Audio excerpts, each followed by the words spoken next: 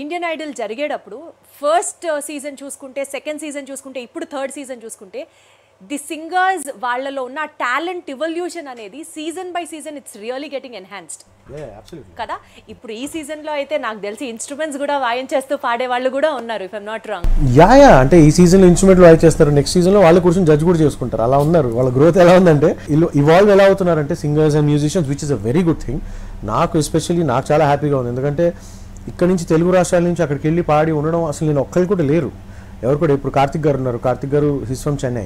అలాని బెన్నీ ఉన్నారు, Benny is from Kerala. Shankar Mahadev garu, Hariharan గారు ఎక్కువ తమిళియన్స్, ఆ బ్యాక్గ్రౌండ్ ఎక్కువ. తెలుగు వాళ్ళు బాలు గారు చేశారు, కొన్ని సాంగ్స్ అలా పాడారు. కానీ this nobody in this generation మన తెలుగు స్టేట్స్ నుంచి who's representing and being part of the industry.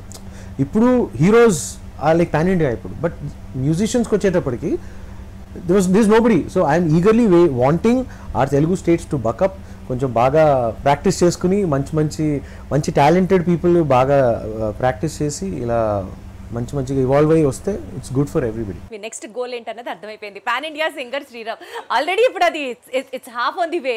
Yeah I have already sung in 9 different languages అండి.